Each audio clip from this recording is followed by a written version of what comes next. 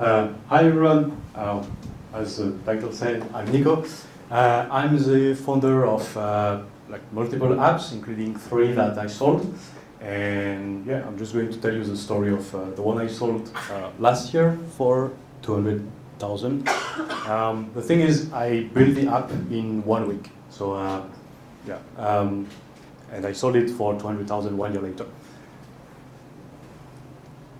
So it started in July 2023. So I was looking for business ideas. I had I was playing around a little bit, but couldn't find anything worthwhile until I tried to write some content or something. And I'll step on the launch.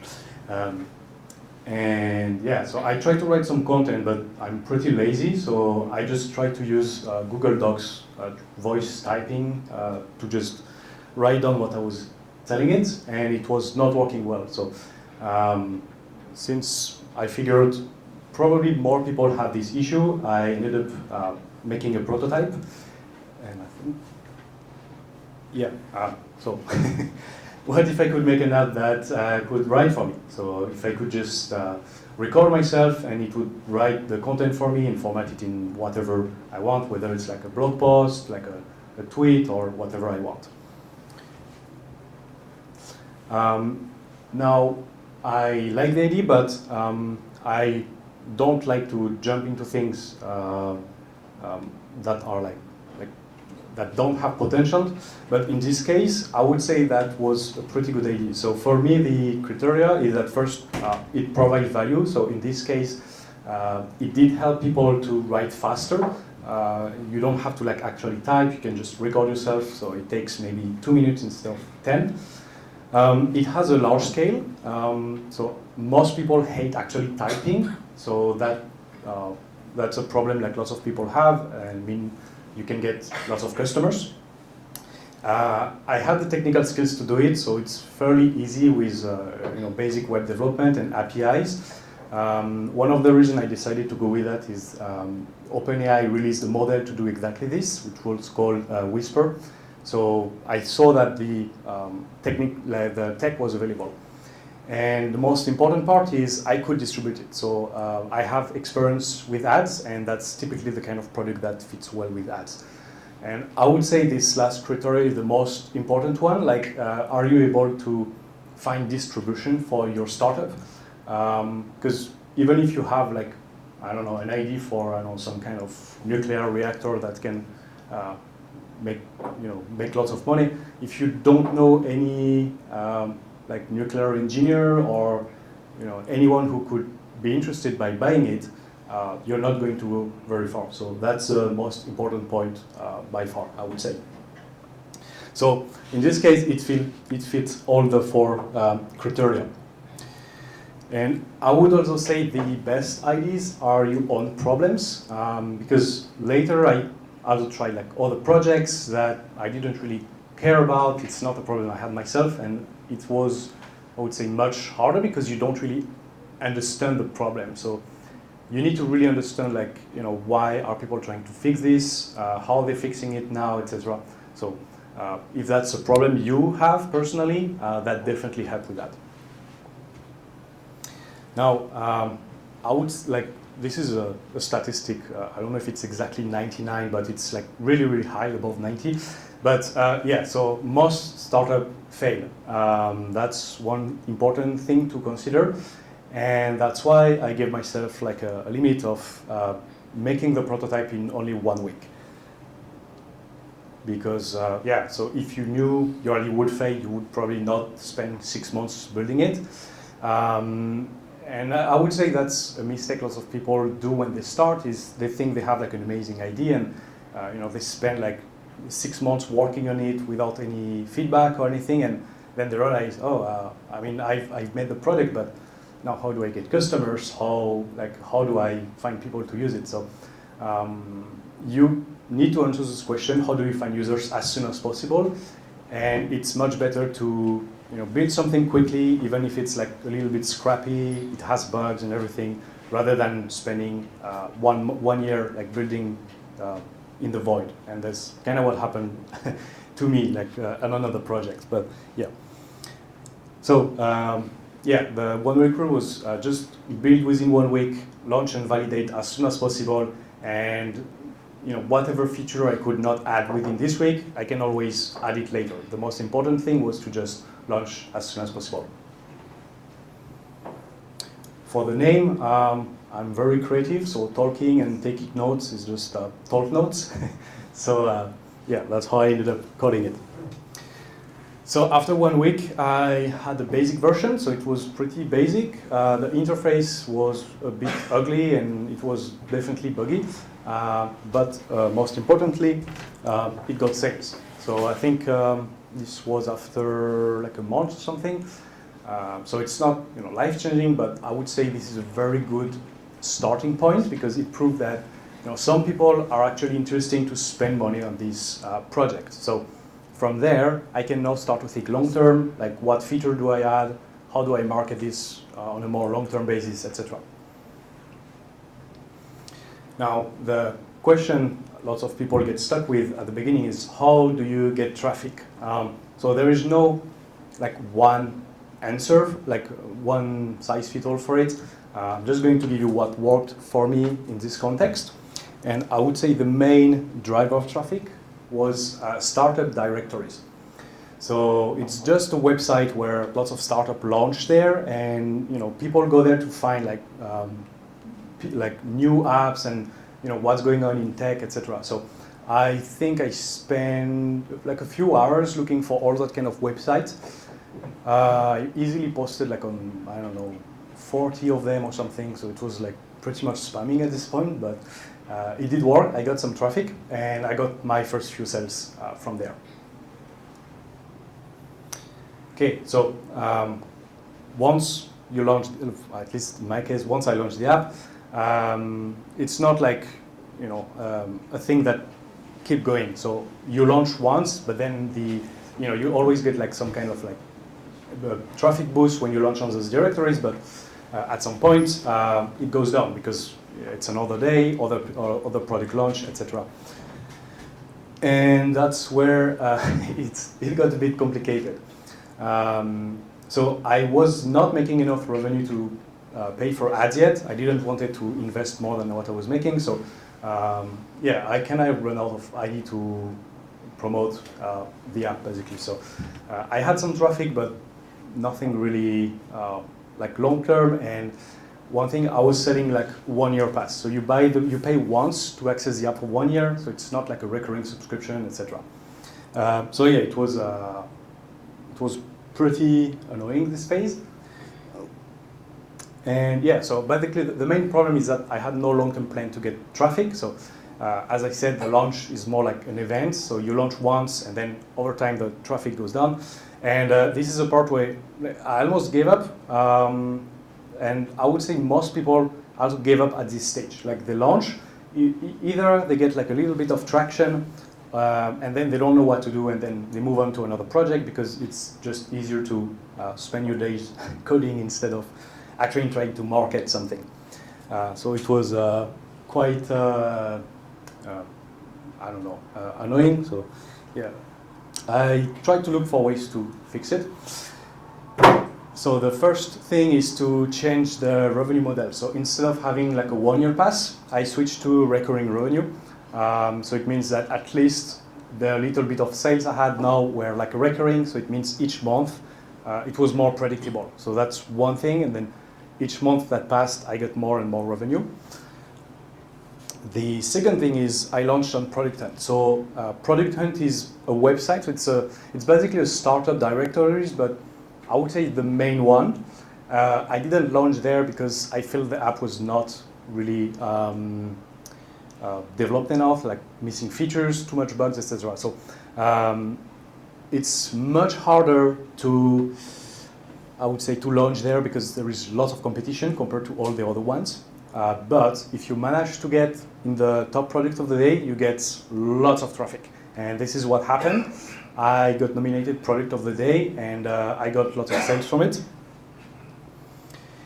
And one other thing I did is to do like niche targeting or like focusing on specific audiences. So until this point, I was basically trying to talk to everyone, saying, hey, this is like a voice memo app, like turn your thought into notes, etc.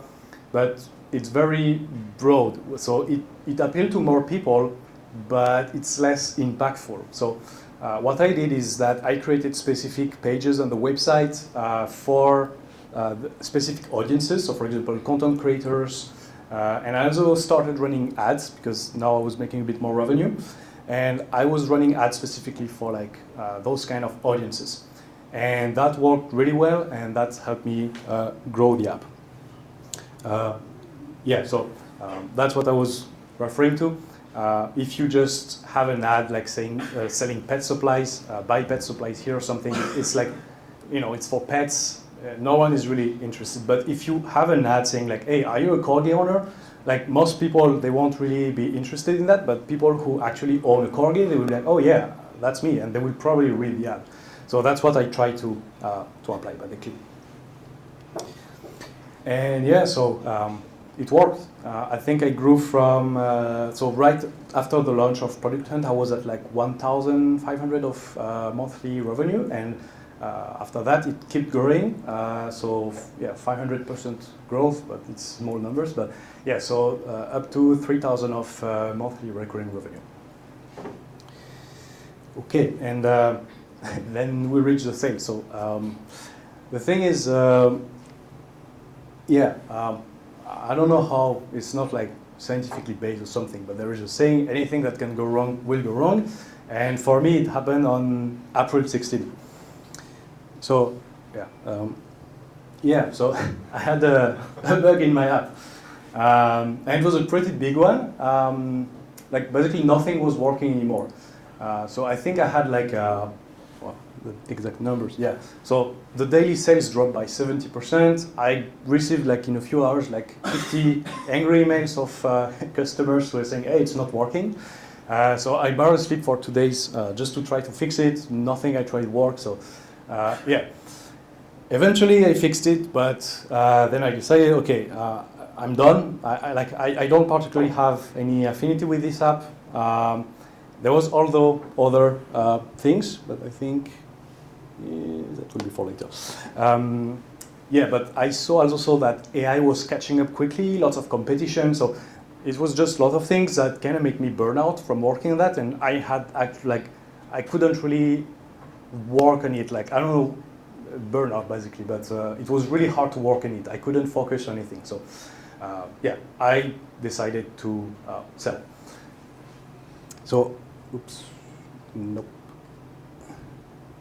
Yeah, so at this point, the app was at almost 7,000 of monthly recurring revenue, not including like mobile, because I also created a mobile app, and 75,000 of total revenue. So, yeah, I was too burned out to keep working on it, and it was either, you know, if I do nothing, the competitors would just take over, and AI moves fast, so I was afraid that eventually, like ChatGPT or something would replace me, which now that I have 2 years, it was 1 year ago, I know it's a bit bullshit because the app was specifically about taking notes and stuff, so it was a fear that was not justified, but yeah, anyway, so that's at least how I felt at this point, and I just decided to sell it. So I went on acquire.com, which is a marketplace for startups. I decided to list it for 200,000, which is, I think, 3 times the yearly revenue, like the subscription, but if you put it on a yearly basis. I could have asked more. So the thing is, I think the average multiple for software like SaaS is around 3 to 5, depending on the financials and everything. But in my case, actually, if I put it back, I had like a really good growth. Like it was just keep growing, and I was selling at the peak of growth, sort of. So it was much more valuable. I could have gotten more for it. Like I could probably have asked 300,000, but I wanted to move on really fast, and I wanted full cash, because one thing is, lots of people, when they want to buy startup, they offer to pay over like the span of like 1 year, 2 years, and the problem is if, I don't know, they go bankrupt or something, then you're left with nothing. So I did not want this to happen. And yeah, so I just decided 200K full cash. And I got my first offer. Lots of things happen. Like it got delayed because of like bank stuff, but at the end it went through. So now I guess the main question is, oh, the mouse is not working. Oh. Yeah, so can you replicate this? Is it something you can actually replicate? So yes and no, so I guess that doesn't really help. But I actually did it 3 times. So the very first one was with Make Logo AI. So it was actually before Talk Notes. So it's same. I built it the app in 48 hours, and then it grew, and then I ended up selling it. So then we had Talk Notes, and then we had another one. So Scribet, which was a clone of Talk Notes made for veterinarians. So I just copy pasted the code. I had like a non-compete exclusion for veterinarians, and then I did the same, and I sold it in April, like last April for how much was it, like 25,000 or something.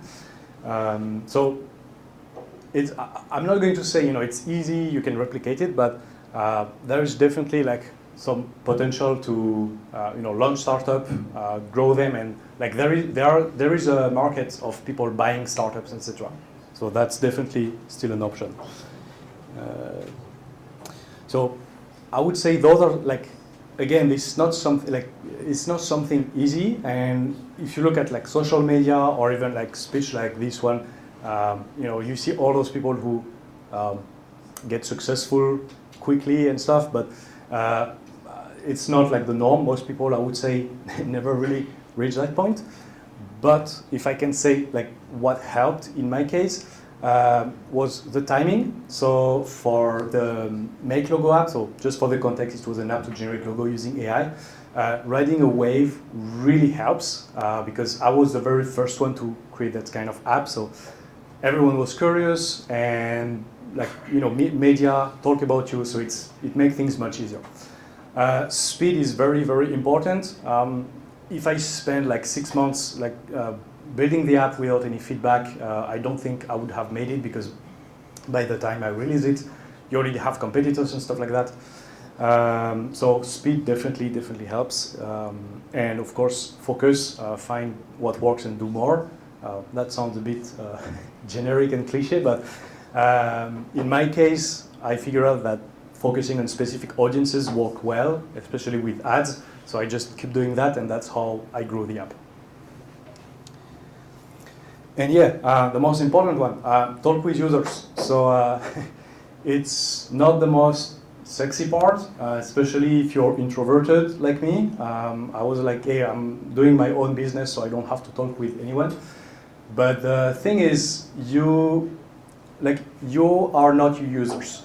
People pay for your product because they have needs. Like if they were you, the maker of the app, they would also make their own app to solve their problem. So it's really important to take time to understand, you know, why are they trying to solve this problem? How are they doing now? How important it is for them? And the best way I found to do that is to actually talk with them on a call. So it's I wish there was an easier way, but that so far the best way I found is to actually ask them, interview them, and yeah, talk with them often. And yeah, so I wanted to add this one because, again, this is, you know, on social media, there are lots of people who are like, oh, I just left my job, I'm going all in, and then I saw it happens a few times, so they just, you know, they leave everything, and they, you know, try, and then after 1 year, they're like, hey, my product is not working, and now I'm left with nothing. So, you know, if you have some cash and stuff, sure, you can do it, but I would say for most people, that's not really like a realistic outcome. That's not a realistic outcome. So, you know, you can like start during weekends. I would definitely, for point 2, like try to get revenue first. So validation, meaning your project is has potential, is people actually paying you, not people saying, oh, that's a good idea or stuff like that. So try to get to the point where you have people paying you as soon as possible. You can actually do pre-orders, and I did that for a project I launched like a few months ago. I interviewed people, and then I asked them, "Hey, I'm going to build this. Do you like? But I want people to to have some validation. So if you want to pre-order, I give you like 3 months for like basically a discount." And I got like a few users paying for that, so I knew people were actually willing to pay for this specific product before I started building it. It's not, it's not easy, it's not always doable, but if you can do it, I think that's a really good way to start. And yeah, like a quick later, when revenue are consistent, I have friends who are making like really good living and they still have their work. So, it's up to you, but it gets really stressful. So if you are running out of money, it's going to be even more stressful. So yeah. And yeah, that's it.